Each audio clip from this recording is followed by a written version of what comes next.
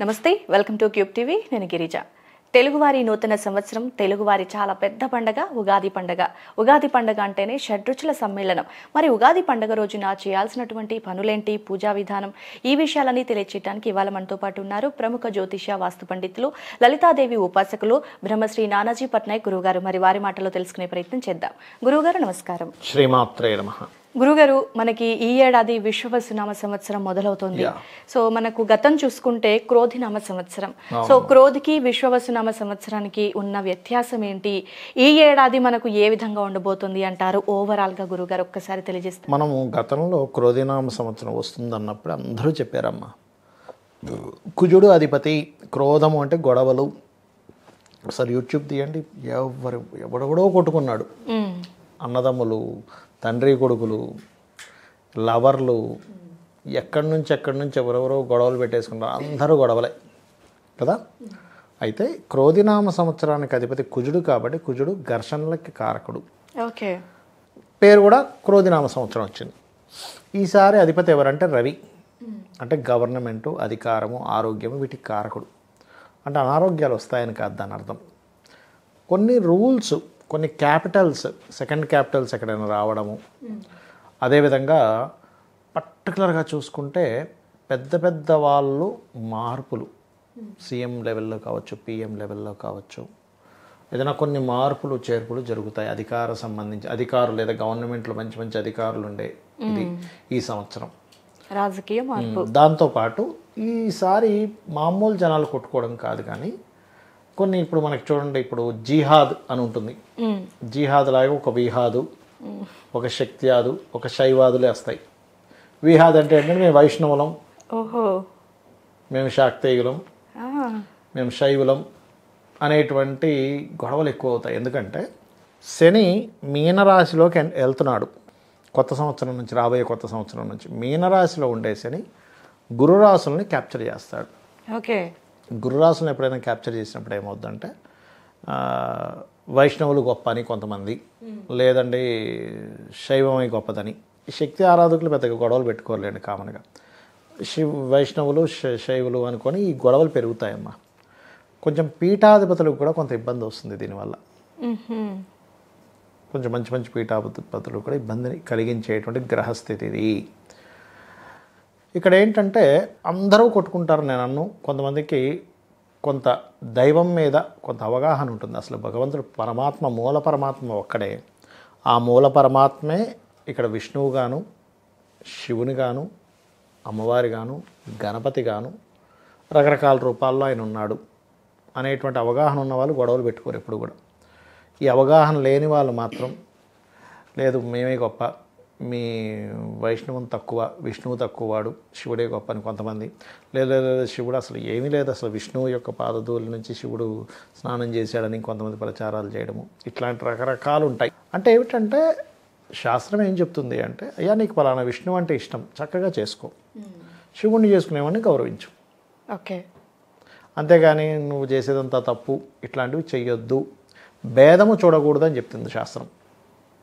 శివుణ్ణి విష్ణువుని గనక భేదం చూసినట్లయితే ఈ వ్యక్తిని నరకంలో తిరిగేసి కాళ్ళు పైకి కిందకి తలేసి కొట్టడమే కాకుండా వీళ్ళ 7 తరాల ముందు తరాలు ఉంటారు చూసారా, ఆల్రెడీ అటు 7 తరాలు ఇటు 7 తరాల వాళ్ళని కాళ్ళు పైకి తల కిందకి పెట్టి కొడతారట.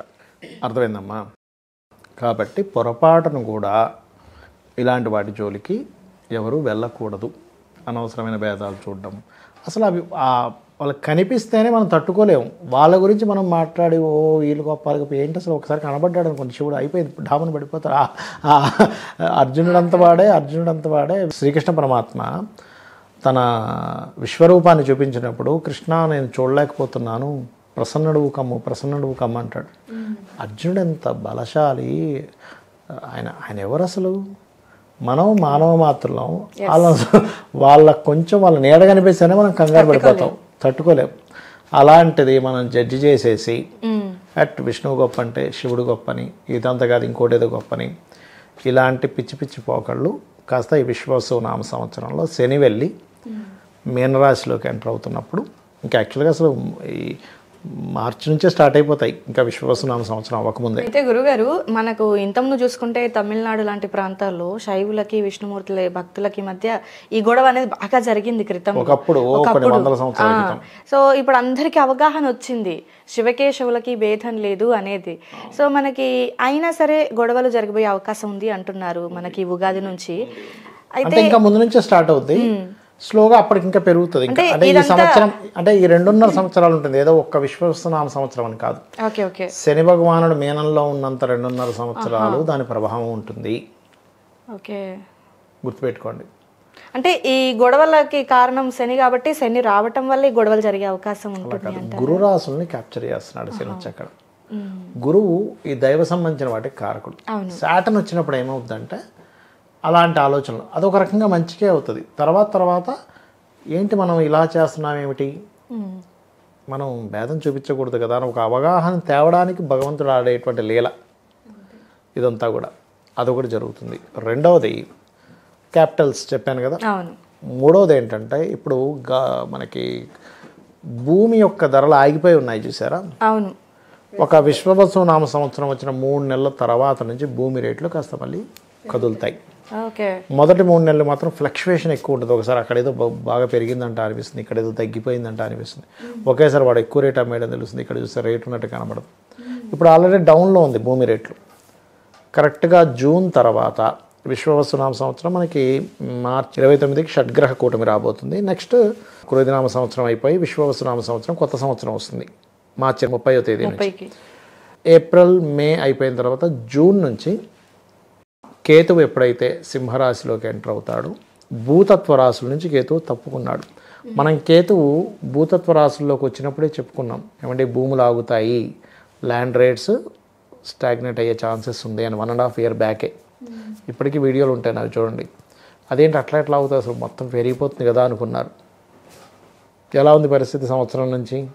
పాపం రియల్ ఎస్టేట్ చేసే వాళ్ళు తలకాయ కొట్టుకుంటున్నారు, ఏమిట్రా ఈ పరిస్థితి, రొటేషన్ ఆగిపోద్దమ్మా, మనీ సర్క్యులేషన్ కంప్లీట్గా ఆగిపోద్ది.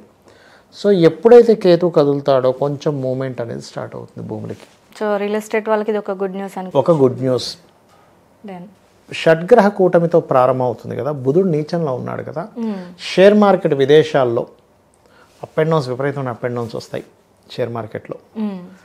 అలాగే మనం ఆల్రెడీ ఒక 3-4 ఏళ్ల క్రితమే ప్రిడిక్ట్ చేసాం, 3 ఏళ్ల క్రితమే మేషంలోకి వెళ్తున్నాడు అయ్యా శని, కుంభంలో ఉన్నాడు ప్రస్తుతం, కుంభంలోకి ఎంటర్ అవబోతున్నాడు. అంటే కుంభంలోకి రాకముందు 3 ఏళ్ల క్రితం, 2.5 ఏళ్ల క్రితం కుంభంలోకి వెళ్ళబోతున్నాడు. కుంభం నుంచి మీనము, మేషంలోకి వెళ్ళేసరికి జాబ్స్ మొత్తం తగ్గిపోతుంటాయి, ఎవరికి వారు సొంతంగా చేసుకోండి అని ఇప్పటికీ ఉన్నాయి వీడియోలు చూడండి.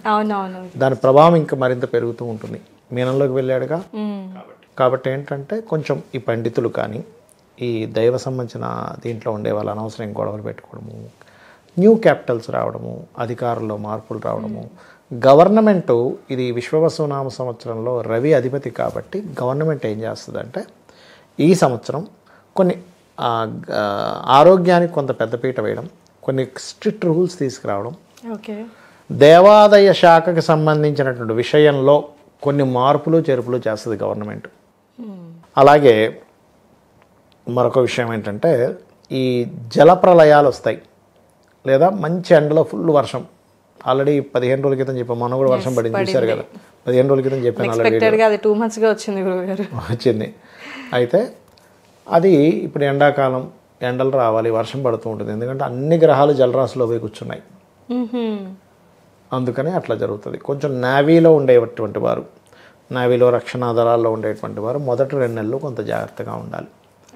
కుజుడు నీచ పొందుతున్నాడుగా, కాబట్టి ఈ జాగ్రత్తలు తీసుకున్నట్లయితే సరిపోతుంది. కొంచెం ఇప్పుడు ఈ సినిమా ఫీల్డ్ వాళ్ళకి పడుతున్న ఇబ్బందులు ఏప్రిల్ 13వ తేదీ తర్వాత నుంచి కొంత వాళ్ళు ఫ్రీ అవుతారు. ఓకే, ఇది మరి ముఖ్యమైనది, చాలా ఇంపార్టెంట్ పాయింట్ మనం చెప్పలేదు గురువుగారు.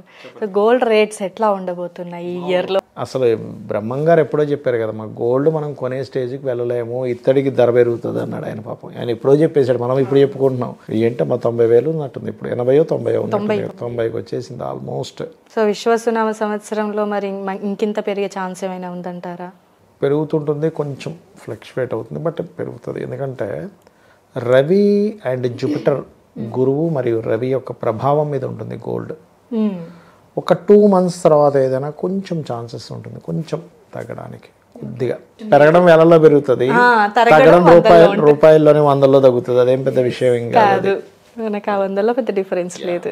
అయితే గురుగారు మరి వాతావరణంలో కూడా మార్పులు చెప్పారు. సో మరి వ్యవసాయదారులకి ముఖ్యంగా మనం చెప్పుకోవాలి, వ్యవసాయదారులకి కొంచెం ఎప్పుడు వర్షం పడుతుంది ఏంటని కొంచెం ప్లానెడ్గా చేసుకుంటే కనుక ఈ సంవత్సరం వ్యవసాయదారులకు బాగానే ఉంటుంది, పెద్దగా భయపడాల్సిన పని లేదు. కొంచెం ఈ వర్షపాతాలు కాకపోతే ఈ మామిడి పళ్ళకి కొంచెం పంట నష్టం చూపిస్తుంది. ఎందుకంటే అకాల వర్షాలు ఉన్నాయిగా, కొంచెం ఇక్కడ వడగళ్ళ వానలు ఉన్నాయి, అకాల వర్షాలు ఉన్నాయి, ఎండాకాలంలో వర్షాలు ఉన్నాయి విచిత్రంగా ఈసారి, అది కొంచెం చూసుకోవాలి. ఓకే గురుగారు, డన్. సో ఉగాది మనకి అన్ని ఆ రోజు తెలుసుకోవాలి, పంచాంగ శ్రవణం. సో ఆ పంచాంగ శ్రవణం విన్నంత మాత్రాన్ని పుణ్యం కలుగుతుంది అంటారు. సో మనం చెప్పేసుకున్నాము. సో ఎలా ఉండబోతుంది రాబోయే రోజుల్లో, ఎలాంటి విషయాల్లో చాలా జాగ్రత్త వహించాలి అనే విషయాలు చాలా చక్కగా తెలియజేశారు గురువుగారు. ధన్యవాదాలు. శ్రీమాత్రే నమః.